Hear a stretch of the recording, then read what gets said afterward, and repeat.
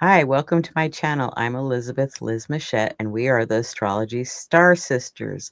My star sister, Madam Simon, is joining me for today, and we're talking about the planet stationing retrograde for the month of November. Welcome, Madam Simon. How are you? Oh, pretty good. How are you?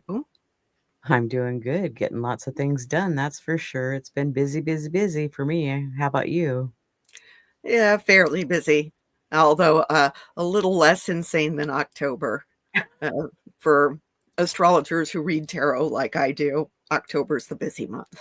So, So, Madam Simon is an archetypal astrologer, tarot reader, and visionary artist.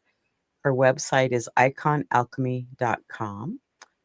And I'm Elizabeth Liz Machette, an astrologer, author, and tarot reader.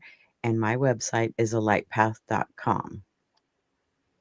So, we're going to start out with the first planet that stations retrograde this month, and that is Mercury on the 9th at 11:02 a.m. Pacific Standard Time and 2:02 p.m. Eastern Standard Time. So, want to tell us a little bit about Mercury there, Simon? sure. Mercury rules both Gemini and Virgo. Um, and some astrologers associate Mercury with the third and sixth houses. Um, Mercury's retrograde brings up all those lovely words: redo, review, reorganize, reevaluate, rethink. Um, some keywords associated with Mercury are communication, siblings, community, mind, learning, quick, intellect, reason, teaching, speaking, and writing. Um, Mercury's also associated with gaming and with thieves. Um, uh, and some cautions for Mercury are confusion, information overload, deception of oneself or others, procrastination, indecisiveness, fence sitting. Mercury is a trickster figure, um, and tends to sort of contribute or join in the fun to whichever planet Mercury is an aspect to. And so if that's a benefic, right, then it's like, oh, we're going to do benefic things. Isn't that wonderful? And if it's a malefic, it's like, oh, we're going to do malefic things. So Mercury takes on kind of the colors of those things, can be chameleon like and a bit quixotic. And oftentimes, when Mercury is retrograde, the information is flowing in very quickly. So, take time to process through it and don't jump to make a decision if you can possibly do that. So, Mercury stations retrograde on November 9th at 11:02 a.m. at 6 degrees of Sagittarius in 51 minutes, and Mercury will station direct on November 29th at 20 degrees Scorpio in 42 minutes. And Mercury entered Sagittarius on October 29th through November 18th, and then again on December 11th through January 1st of 26. And Mercury's visit to Scorpio is October 6th through the 29th and November 18th through December 11th. And then the Mercury shadow phase, Mercury pre-retrograde shadow phase is October 21st through November 9th. So we've been in that period for a couple weeks. And then the post-retrograde shadow phase is November 29th through December 17th. Anything you'd like to say about the shadow phase, Simon? Well, if you are like me and born under a Mercury retrograde, then some of the things that are classically associated with Mercury retrogrades, confused information or communication snafus or travel issues or technology issues, all of those things are more likely to hit during the shadow phases. I find actual Mercury retrograde time to be when I'm thinking clearly and and I'm enjoying communicating, but other people around me are struggling. So your mileage may vary. Okay, and then briefly about Sagittarius, it's a mutable sign, it's adaptable, evolving, and can be restless. The ruling planet is Jupiter. It's of the fire element, so it's assertive, passionate, motivated, energetic. The mantra is I seek. Some keywords are philosophical, adventurous, high minded, far seeing, spontaneous, idealistic, jovial, motivational, and spontaneous. And a few cautions are arrogant, fanatical, unreliable, quick tempered, and inconsistent. Would you like to add anything to that? Well, since Sagittarius can be very idealistic, um, but is ruled by Jupiter, sometimes there can be that uh, among the cautions, we should say, that there can be a bit of self-righteousness that can show up there. Um, but I mean, as with all things, it's how you do things. Are you applying your idealism in a way that is mindful of other people's opinions or not? So, Exactly. And then a bit about Scorpio. I'll let Simon lead us through this one. okay, so Scorpio is of the fixed modality. Fixed modality signs are concerned with stability, security. Um, they can be dedicated, immovable, and stubborn. Um, the traditional ruling planet is Mars. Modern astrologers will say that the ruling planet is Pluto. I'm a stick in the mud traditionalist and I say it's Mars, but there is certainly an affinity that Pluto can be said to have for Scorpio. Okay. It is of the water element. It's private, intuitive, emotional, subconscious. Um, the mantra for Scorpio is I transform or I desire. Um, some keywords are transformative, regeneration, death and rebirth, intense, passionate, power, perception, resourcefulness, mysterious. Okay. And some cautions with Scorpio are being obsessive, compulsive, destructive, vengeful. Um, yeah, Scorpionic vengefulness is legendary. Okay, so here's the chart for Seattle, Washington, Mercury stationing retrograde on November 9th, and the arrows pointing to Mercury. And in this chart for Seattle, Mercury is in the 11th house of groups and friends. And then here we have a chart with the Mercury aspects shown. So we have Mercury is conjunct Mars and Juno, trine Ceres, opposite Uranus and Sedna, sesquiquadrate Chiron and Eris, and quincunx Hygeia. So what jumps out to you, Simon? Oh, well, there's a bunch of stuff going on here, but definitely that conjunction with Mars and Juno. Um, that's right off the bat is of interest. Um, and this is the thing is that due to this retrograde, Mercury um, is going to get, is having multiple conjunctions with Mars. There was a conjunction with Mars between Mercury and Mars that started off Scorpio season. It was just like a few days prior to the Scorpio ingress. And now we're getting Mercury's going to head back across over Mars tomorrow. No, the next day. Next day, I think. Something like that.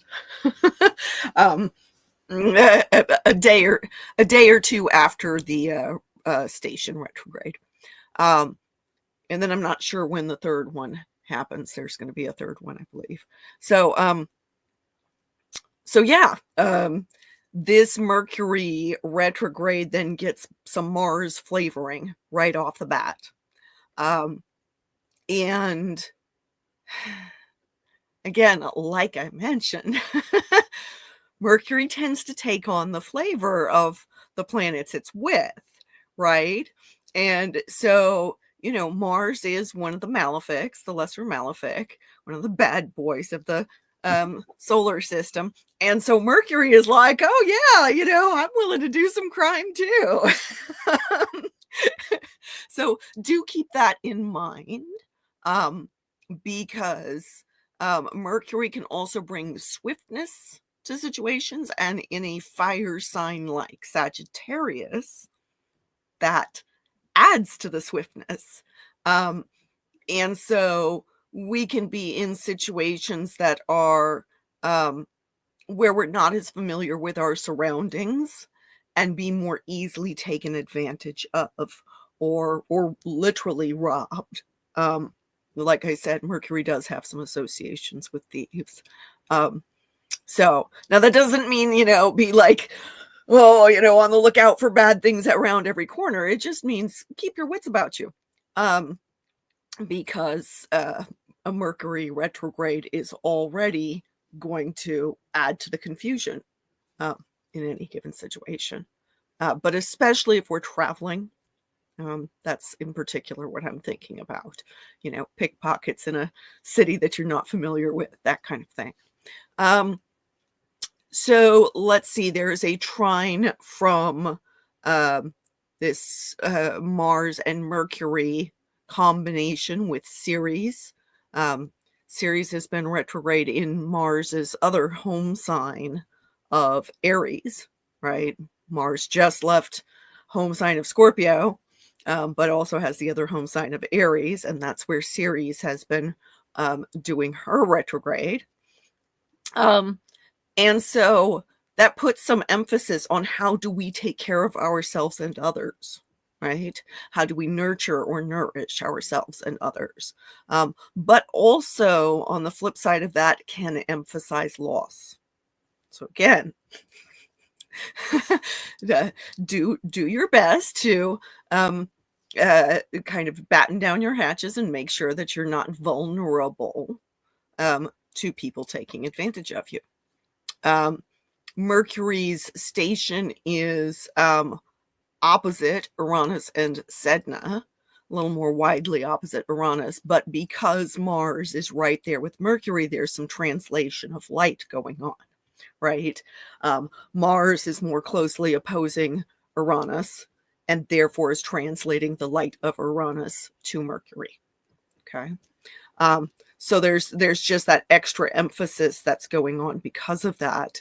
And again, Uranus, Mercury type of stuff can add to the speed at which things happen, the slipperiness, the surprises, and especially technological surprises. So I do think that's very important to pay attention to. And again, that's why good advice for dealing with Mercury retrogrades is just, making sure that your files are backed up, making sure that you have your technology well taken care of. Okay. So that it is less likely to give you nasty surprises. Well, and check your reservations for the airlines because a lot of flights are getting canceled. So Yes. that's always, check appointments that you have with somebody to confirm, is it this Wednesday or is it next Wednesday, or as an example. Yeah. Uranus with Mercury can also bring racing thoughts. So particularly for those of us who are prone to insomnia, we might want to take extra care in doing things to kind of wind down in the evening, and sort of gentle our thoughts before we wind up in bed staring at the ceiling. But the flip side of that is that Uranus can bring sudden insights, and in combination with Mercury, sometimes that can give us brainstorms that are working so fast that like we really should quickly write down notes or even voice record our ideas before they slip away. And of course, that Uranus Sedna conjunction that Mercury and Mars are opposing also does bring up concerns about feelings of powerlessness versus, how do we step into our own power after we have perhaps felt taken advantage of or felt a loss, felt some difficulties. So lots of learning opportunities here, but sometimes learning opportunities show up in ways that are not very comfortable. So it's just important to be aware that yes, some challenges may show up, and at the same time, we have these chances to learn more from them than we might otherwise because of these planets that are involved. Remember that Sagittarius, ruled by Jupiter, is concerned with learning. And in particular, concerned with learning things that are outside of our immediate normal scope. Mercury in Sagittarius is considered to be in detriment because Mercury, it's the opposite sign from Mercury's home sign of Gemini.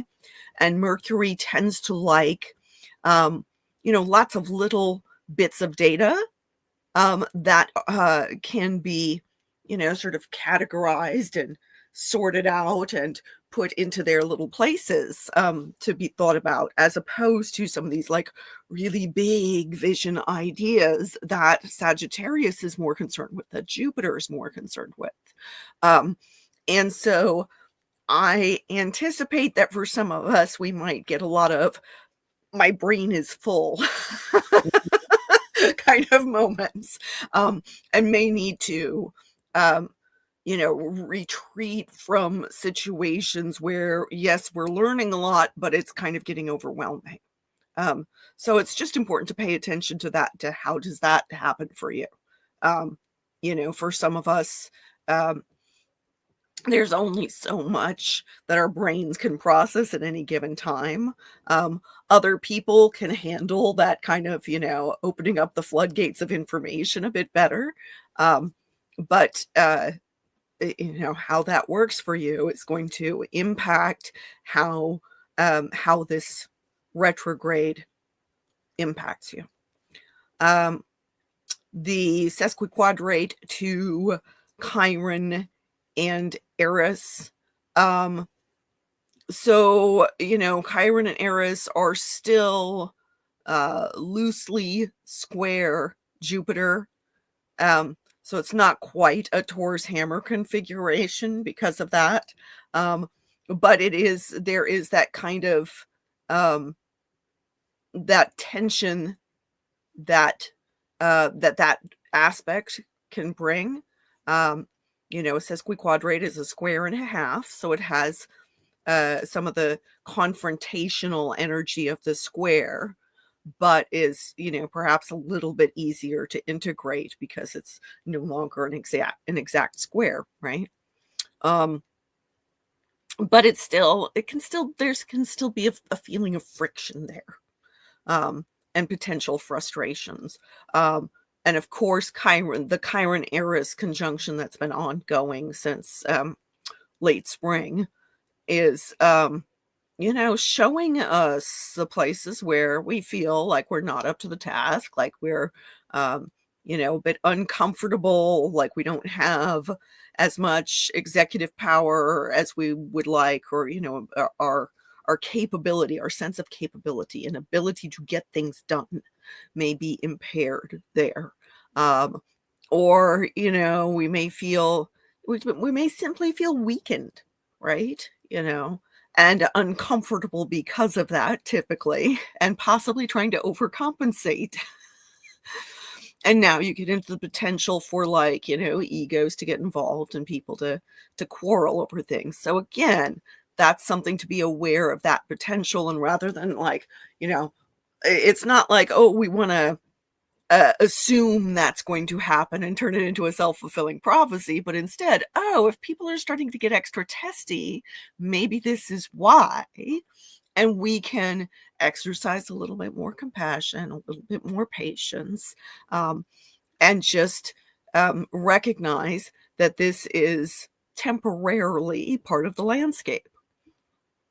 The quincunx to Aia in the sign of Cancer I suspect is going to kind of bring this push pull between, wanting to um, explore and expand our boundaries when it comes to learning, but also then feeling there's the self protectiveness of Cancer, right?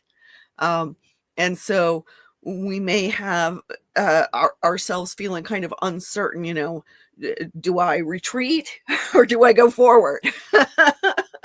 um, so I feel like that may be some of what we can expect to see during this time as well. Well, and it sounds like, perhaps a cup of warm tea in the evening and, shut down the electronics a little earlier, and whether it's a movie or a little meditation, to just be gentle with ourselves. It's like when there's too much, our brains are active, just take a little break. I like that. That's great advice. Okay, and then we have a T square with Juno square the nodes. Go ahead. Okay, so our lunar nodes here um, uh, relate to um, this kind of arc of our path in life of going from the places where we feel comfortable, like we already know what we're dealing with, we know how to work with the energy of the sign that the south node is in, to where are we having to open up, to learn new things, to um, push the envelope a bit, push our own boundaries a little bit, um, in the sign of the north node. So here we have the sign of the south node is ruled by Mercury, um, and that is Virgo. Um, and that is very much related to practical application of information. Okay.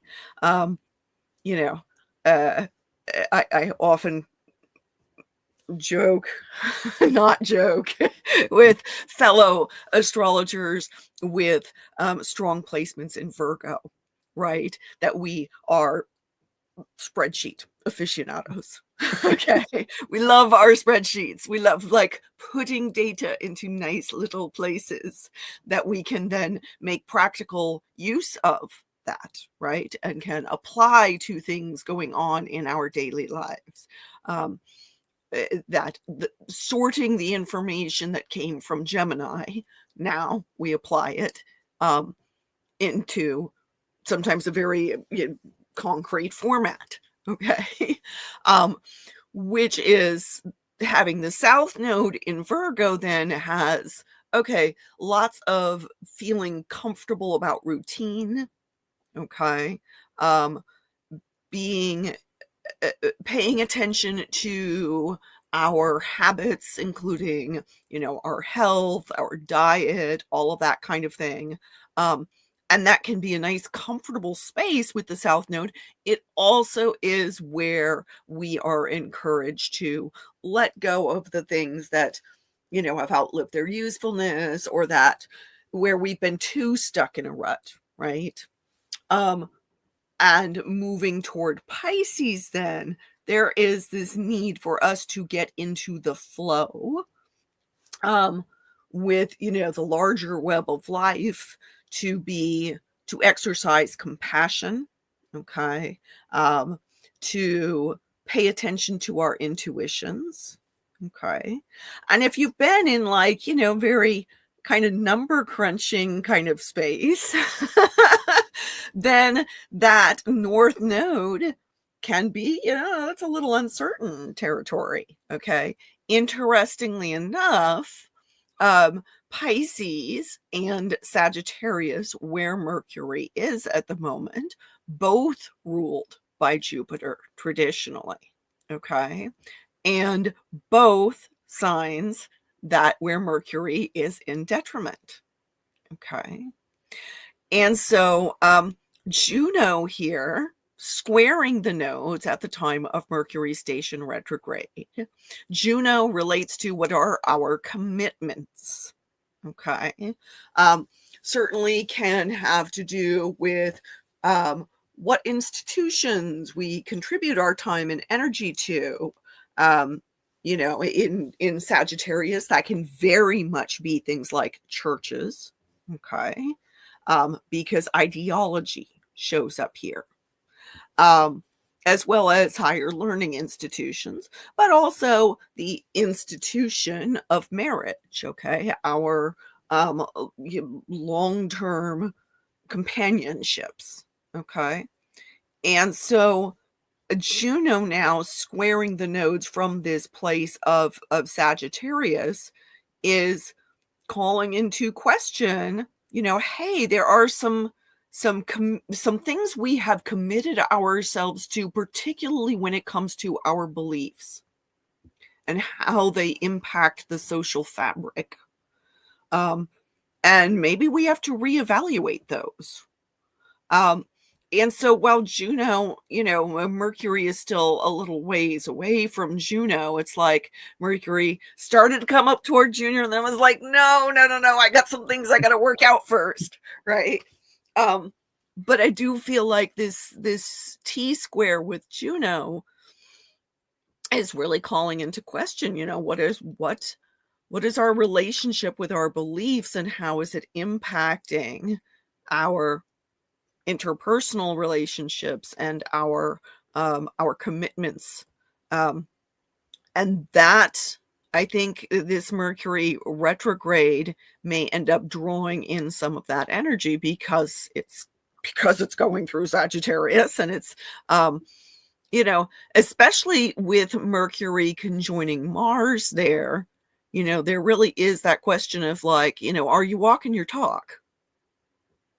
That's a big one. And if you're not walking your talk, that's going to have an impact on your relationships.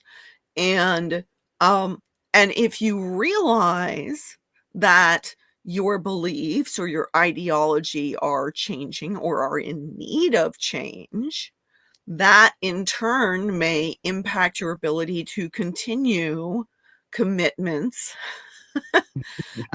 with other people or with groups, that they may now believe something that you're like, oh, I don't know if I actually do believe that.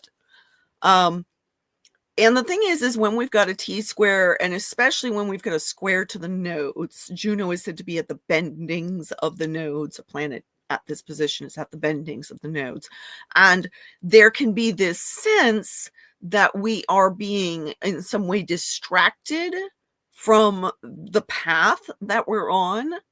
And at the same time, it's like that distraction is not an unnecessary distraction. It's something we do actually have to deal with. But there can be some frustrations there about like, oh, but I really need to get this thing done here, but this over here keeps calling my attention, right? So, again, that can add to some of the frustrations involved. Well, and it sounds like reviewing the commitments or relationships that we have, and do I enjoy that? Continue on. Maybe it's time to recommit to something, or maybe it's time to find something that's more enjoyable and gently release it as you have time. Right.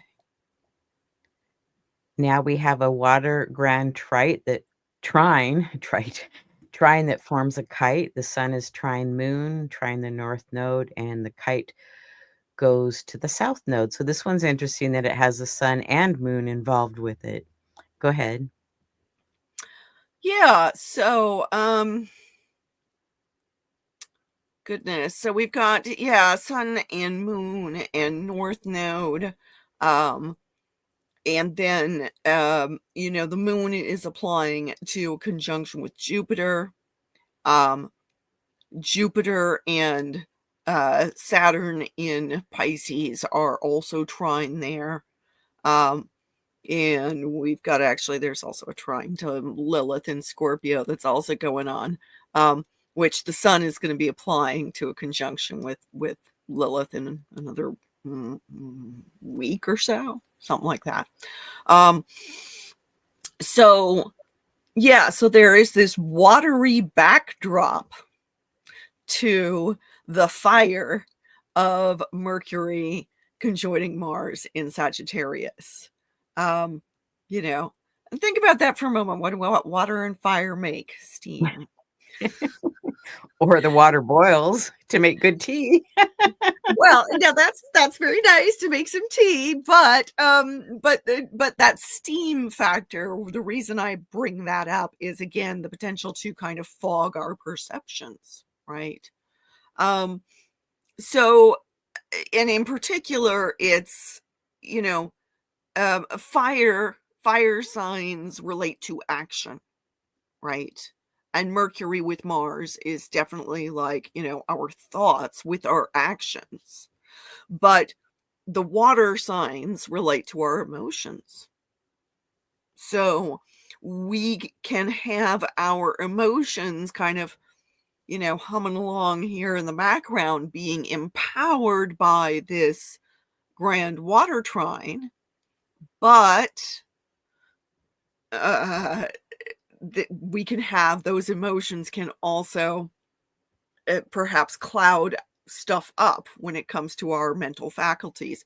In particular, this grand water trine forming a kite with a Mercury ruled point of the south node while Mercury is stationing retrograde, that is likely to have us reconsidering what we're comfortable with on practical day-to-day levels, what it is that is actually useful to us in terms of our habits and routines, and where we may be feeling stuck.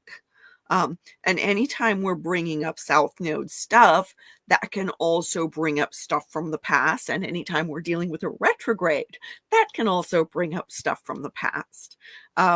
So we may find ourselves called to deal with things that we had thought were, dead and buried and gone.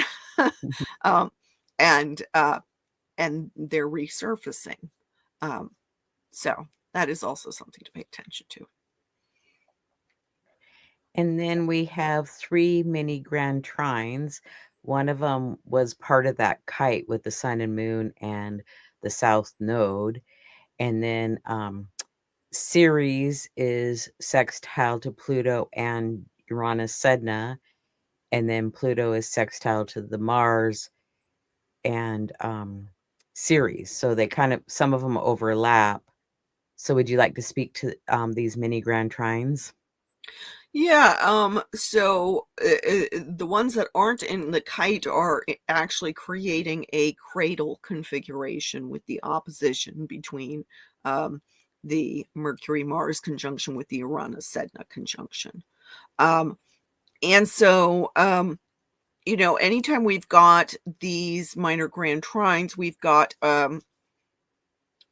things that are the planets that are involved are supportive of each other's endeavors, right? There can be, there's flow between the planets that are part of the trine aspect. But when we have things that are trine or sextile, a lot of times we can kind of take them for granted. Because they're easy, they fall into the background, as opposed to, whatever the hard aspects are. And that means sometimes we can wind up missing out on some of their gifts.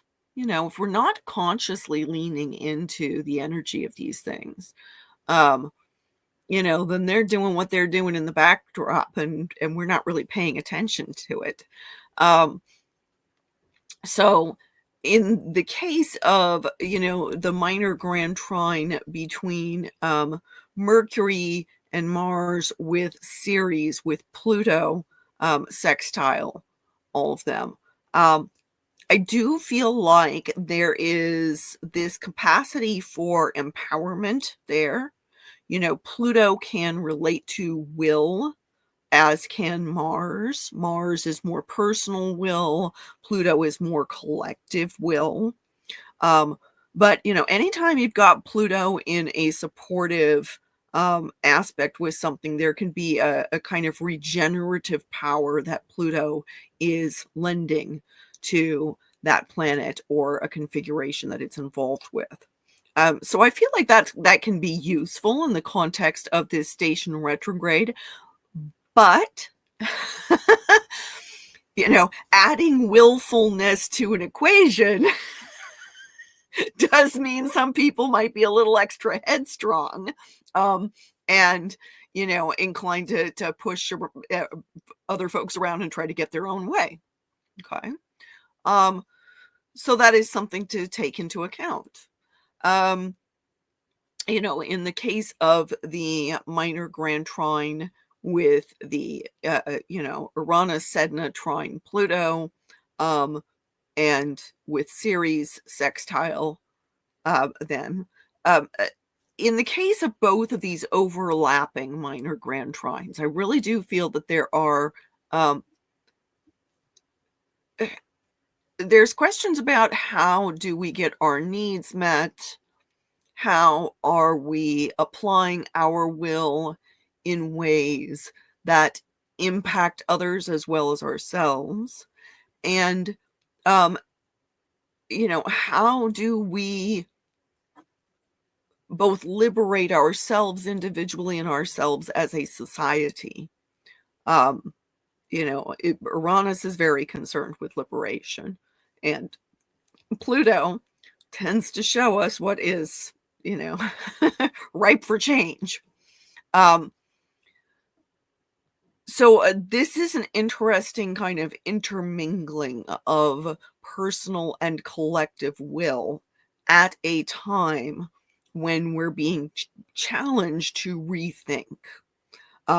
In particular, rethink our ideologies, since Mercury's in Sagittarius. But also, rethink how do we learn about bigger concepts? Like I said, Mercury is in detriment in Sagittarius. So this is challenging territory for our minds. And it pays to not sit there and expect that we're always going to get the big concepts easily. That sometimes we really do have to revisit things in order to get them to sink in properly. You and I both know this as astrologers, that when we're learning new concepts in astrology, sometimes we have to sit and, listen to a lecture repeatedly, right? Or, listen to it for a while and then go do something else and then revisit a while later in order to get it to properly sink in. So paying attention to how you learn about the things that that open up your mind, but also can challenge your mind. I think that's a really important consideration for this particular retrograde, and to do so from the standpoint of not like, oh my goodness, I can't believe I'm so stupid I didn't get this the first time, right? But rather from the standpoint of, if I'm willing to revisit this, if I'm willing to rethink how I think a little bit, and rethink what I believe, that is going to be more empowering to me and can also help me with dealing with some of the larger issues of society that I'm affected by, whether I want to be or not, right? Um, we can have better social connections long term, and a better community and a better society and better relationships if we're willing to get a little uncomfortable and think outside the box. So I think that's a huge part of what all this is about. And then that South Node sextile the Sun and Moon, again, puts a lot of emphasis on, okay, what are we willing to, what are we ready to move away from in terms of our entrenched habits? Are we finally willing to get unstuck and out of that rut? Well, thank you for sharing all that. And I just want to remind people that Mercury retrograde is a really good time to finish up some projects maybe that you haven't gotten to, or you just really want to get them off your plate, or it can be a time to just release them completely if you're not wanting to do that. Do you have any other advice of how to use Mercury retrograde? I mean, you've given us a lot of great examples, but Um, I do think for writers, it's a good time to do revisions. Okay. Just real basic. That's a basic little a piece good of time for homework to do. research too. Yeah.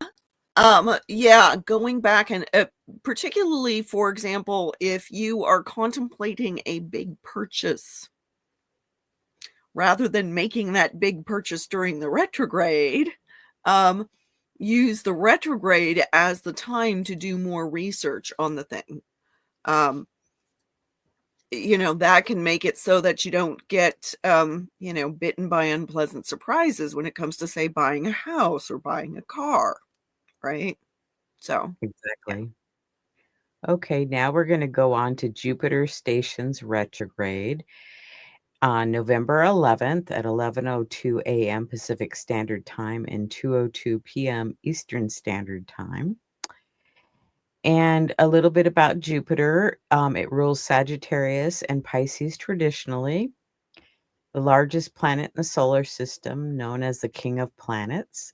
It's a gas giant, has 95 named moons, has faint rings, has a strong magnetic field, and the orbit of Jupiter around the sun is 11.86 years. And Jupiter stations at 6 degrees Cancer in 51 minutes on November 11th, and then will station direct March 10th of 2026 at 17 degrees Cancer in 42 minutes.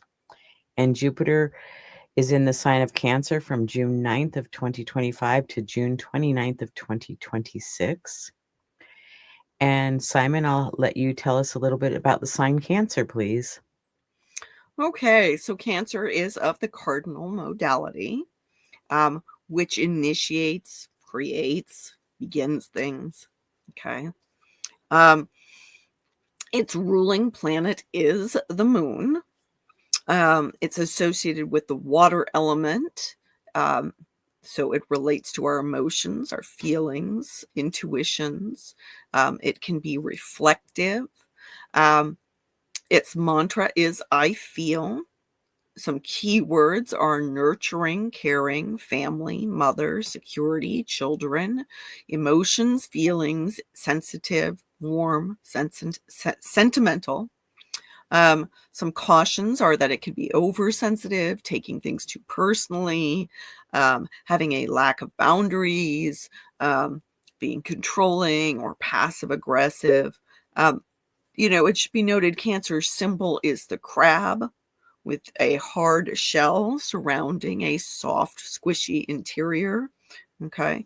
And that crab is all about protecting itself, right? It's like my soft, squishy insides are not for you to eat.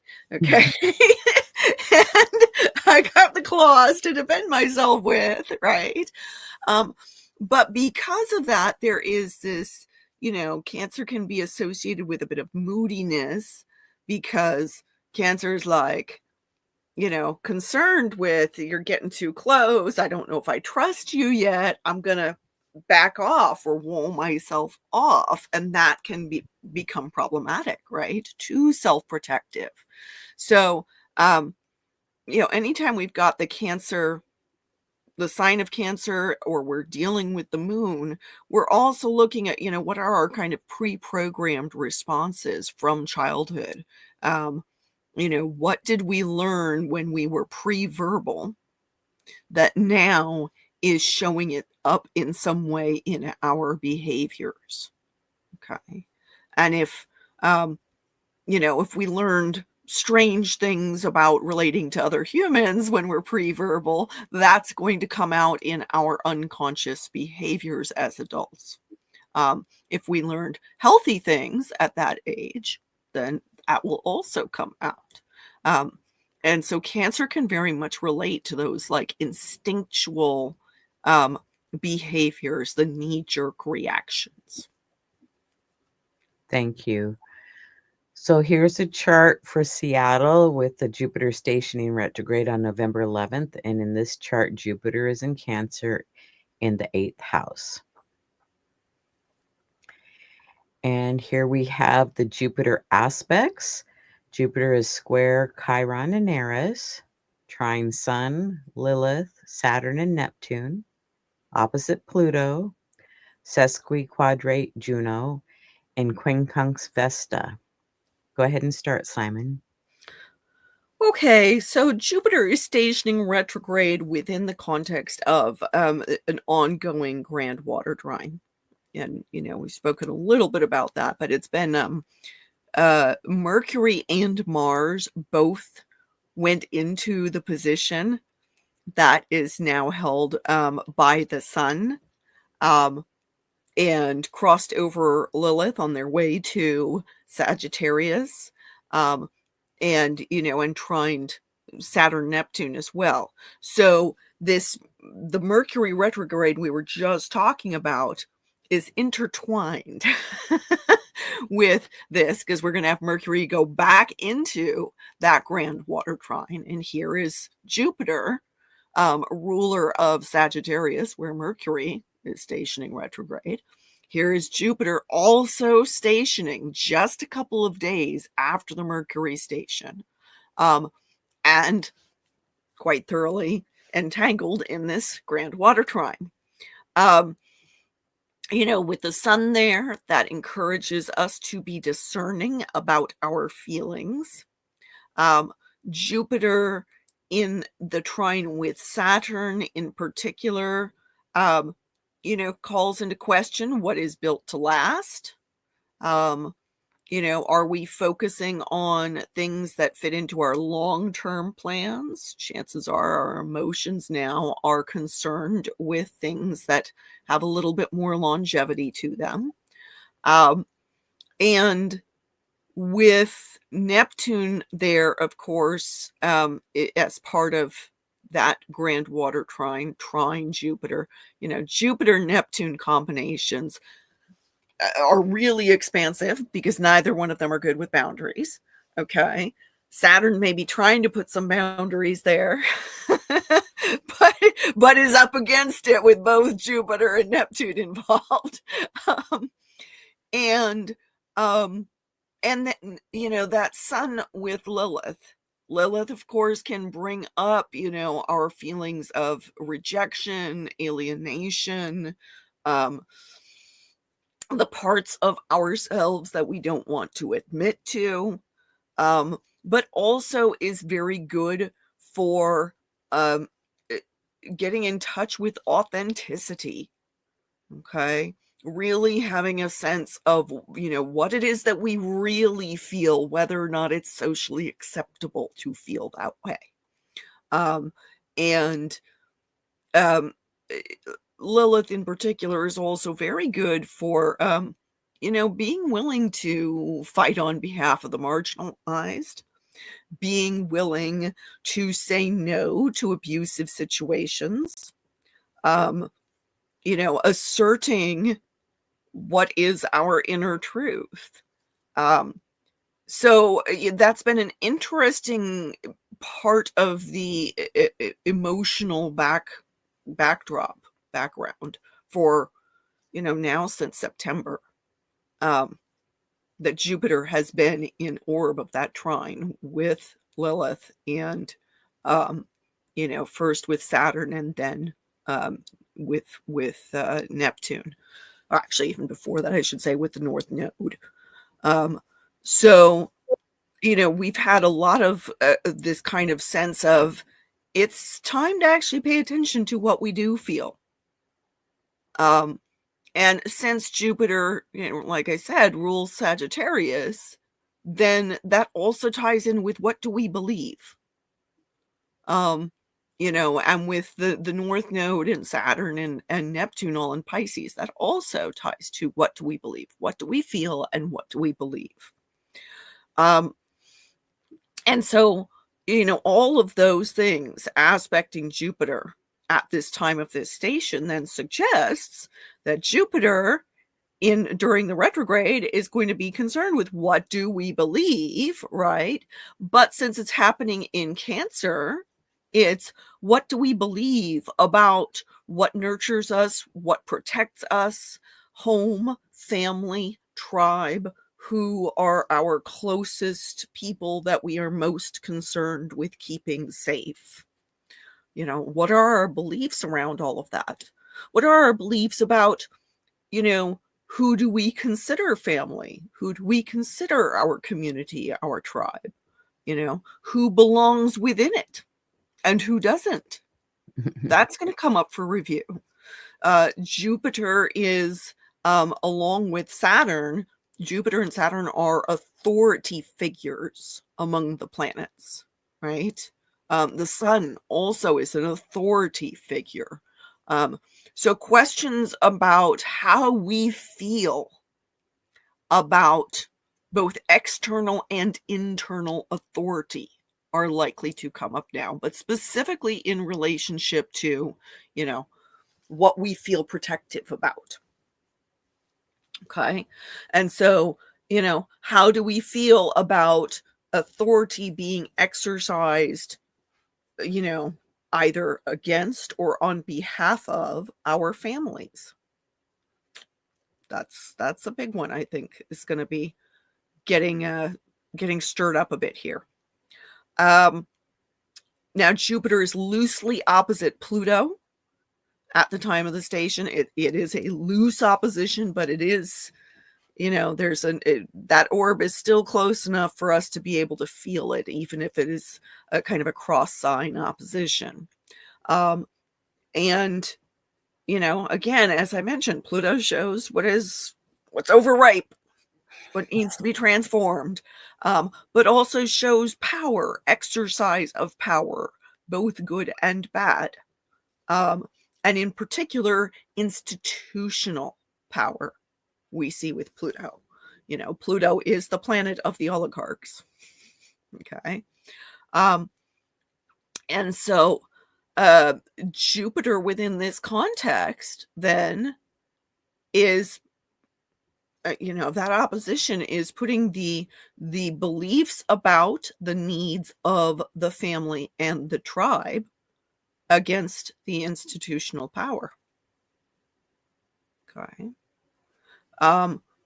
And so we may see folks feeling, very much like, you know what, I really need to reconsider what is going to protect. What's going to protect myself? What's going to protect my people? And doing so within the context of, there are some big forces at work that have perhaps overstayed their welcome. And, that are having an impact on me and mine. How do I address this? And how do I address this from a feeling standpoint and a belief standpoint, since it's Jupiter in Cancer? The sesquiquadrate to Juno, that's a very, I just realized, that's, if there's a sesquiquadrate to Juno going on, then there is actually kind of a Taurus hammer configuration going on that I hadn't noticed before. Oops. Since Jupiter is square Eris and Chiron, and I seem to recall them being sesquiquadrate that direction as well.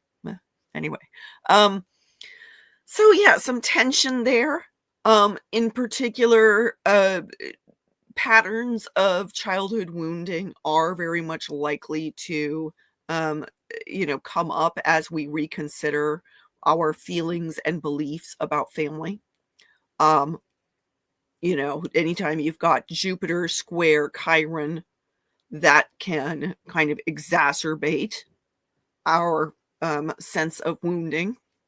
And anytime we're looking at Chiron, especially Chiron in Aries, like I said, can relate to our feelings of, whether or not we're competent, whether or not we're capable.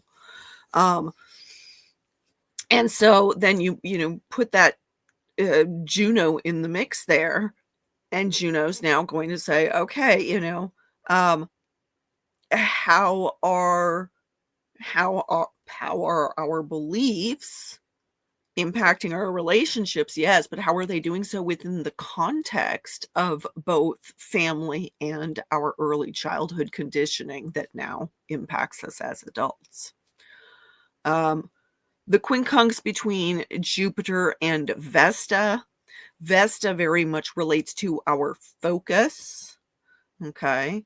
What we hold sacred, particularly Vesta in Sagittarius. This goes back very much to ideology, but in particular, how does that ideology sustain what is important to us? And Vesta, of course, is not simply the goddess of the hearth. Vesta is the Roman version of the goddess of the hearth, and therefore is the light of the empire,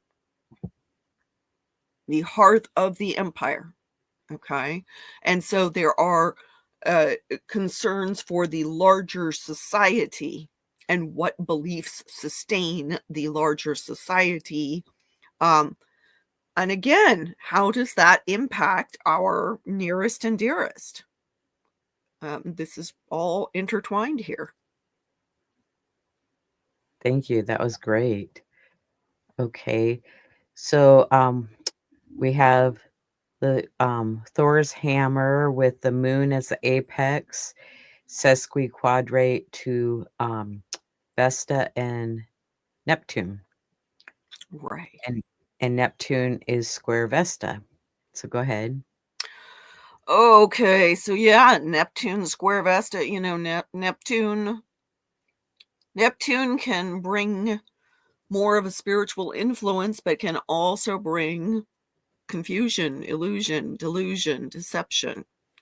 And I think that very much goes back to what I was literally just saying with regard to to Vesta, the light of the empire, the what we hold sacred, what sustains us, where our focus is, has been kind of being worked upon a bit by things that have had the ability to confuse, to deceive, whether or not intentionally.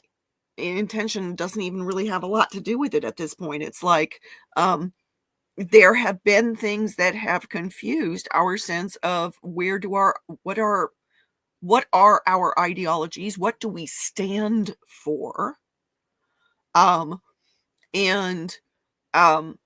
there is that larger impact on not just person, but on home and family, and then on society, these ripples outward. Okay. And so I definitely feel like Neptune square Vesta certainly brings issues of, what kind of propaganda are we receiving? And do keep in mind, that word propaganda, lots of people think of it as just, it's just something that bad guys do. Well, propaganda is, can be more broadly thought of as people utilizing, words and imagery combined to get out a message about an ideology. Okay. That they are trying to get people to move in a particular direction. And that can be in a direction we agree or disagree with. That's the thing. Propaganda is an art form in and of itself. Okay.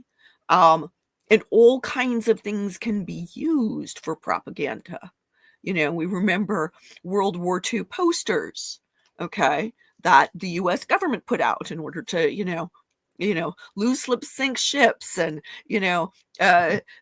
pay, doing stuff, a planting a victory garden, and, Rosie the Riveter. These are all like propaganda images and concepts, and were good for motivating people to, getting people to do what was needed for the war effort at that time. Okay.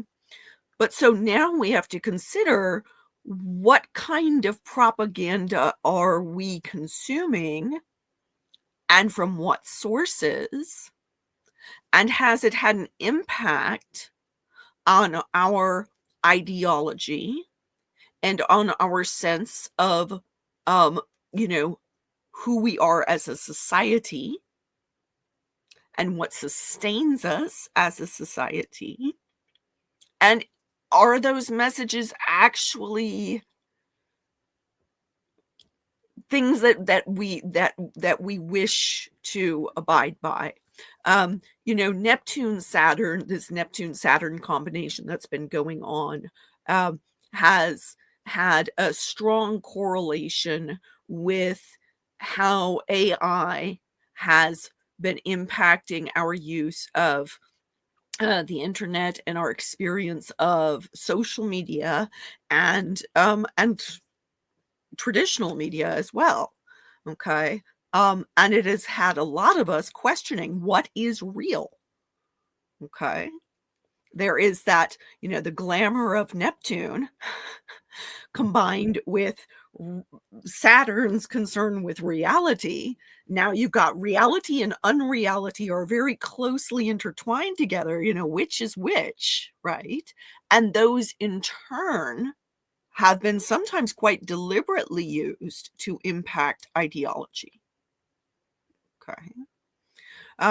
So I do feel like this Taurus hammer then pointing at that moon is, having an impact on how do we feel about all this stuff. But in particular, that moon is in Leo, ruled by the sun. Okay. And so there is a sense of our feelings and our knee-jerk reactions, that conditioned behavior from early childhood, is now in this space of our passions and our core sense of what we're supposed to do and how do we express that, are being impacted by that questioning of what is real and what is not, in terms of how it's shaping our ideology. Okay. And how it's shaping what we hold sacred, how it's shaping our sense of what keeps us going, what sustains us. So I do feel like this Taurus hammer can bring about a bit more reactivity because it's pointing at the moon. Okay. Passionate reactivity because it's in Leo.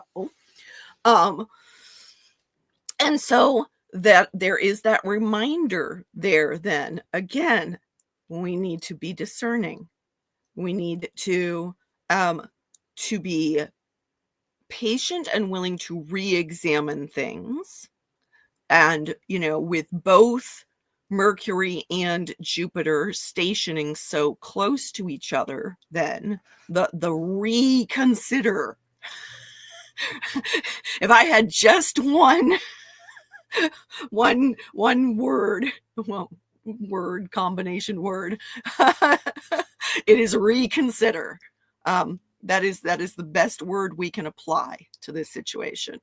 And it doesn't mean that, you're automatically going to reject something. Maybe it does fit your ideology. But reconsidering, rethinking, paying attention to how our beliefs are shaped and how are we participating in that shaping. Okay. And what is the impact of that on our close relationships, on our families, on our communities? That's going to make it so that we're operating from a more informed space, that we're not being led around by the nose by forces that may not have our best our best interests at heart. Thank you. And then did you want to mention the moon is trine Juno? Yeah, the moon is trine Juno. And that trine to Juno, I do feel like it helps to emphasize, look to your close heart connections. Look to those as being both what you want to reinforce, right? Um, the relationships, the commitments you actually want to protect. And that, quite frankly, are the ones where you can express your feelings. Um, Jupiter in the moon's sign of Cancer is concerned about where can we be emotionally vulnerable and still be safe, right? And Juno is, of course, Jupiter's partner, right? Um, the queen of heaven. And so her in that trine with that moon seems to me to reinforce this sense of, what do you feel in your heart of hearts?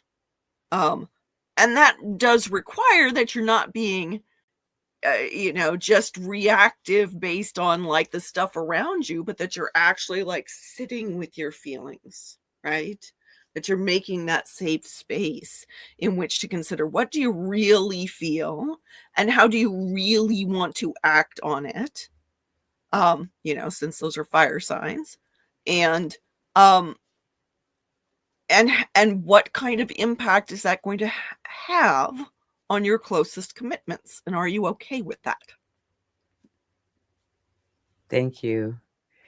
And then here we have a grand water trine with Jupiter to Saturn, Neptune, and the Sun. And Lilith. That will Please don't forget Lilith. There's actually like also a whole slew of trans-Neptunian objects that are all hanging out with Lilith in the last degrees of Scorpio right now, and that have been a big part of this grand water trine as well. Behind the scenes, most people are not paying attention to those, but they do. I am noticing their impact, sometimes in very little literal ways. The TNOs there are Javanna, who is named for a Slavic goddess of the spring, Typhon, who is associated with like the typhoon, with big storms, with fiery and explosive energy. Was a Titan who was defeated by Jupiter and imprisoned beneath Mount Etna, I think. Anyway, imprisoned within a volcano. And then Deucalion, who is a Noah-like figure from Greek mythology, and who can relate to having a backup plan or a fail-safe. I very much like Deucalion being involved in this. That can give us a little bit of grace.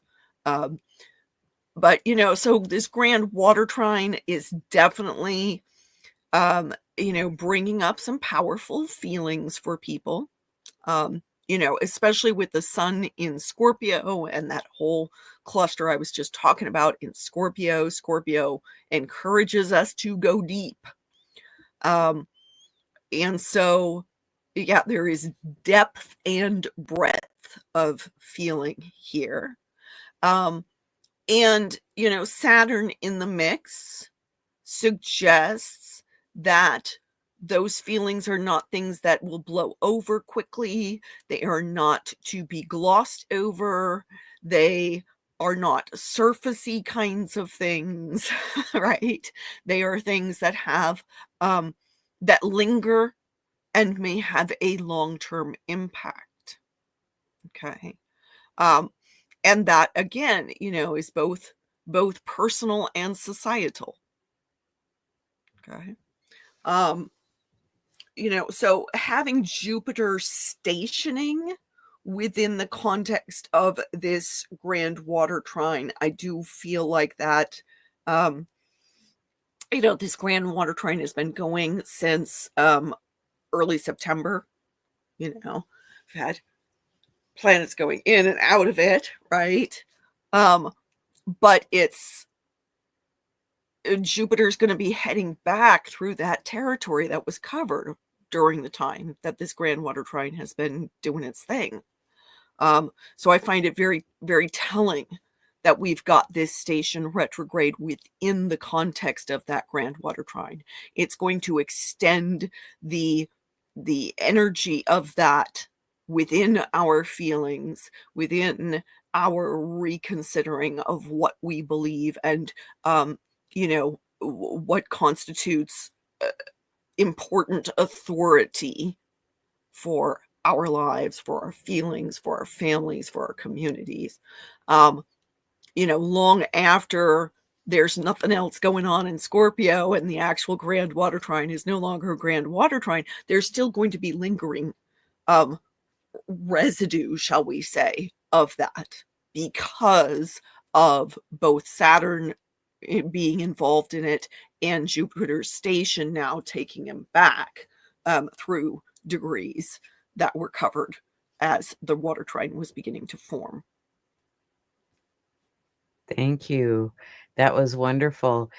And Simon and I will be back in a couple weeks to talk about Mercury going direct and some of the other planets going direct.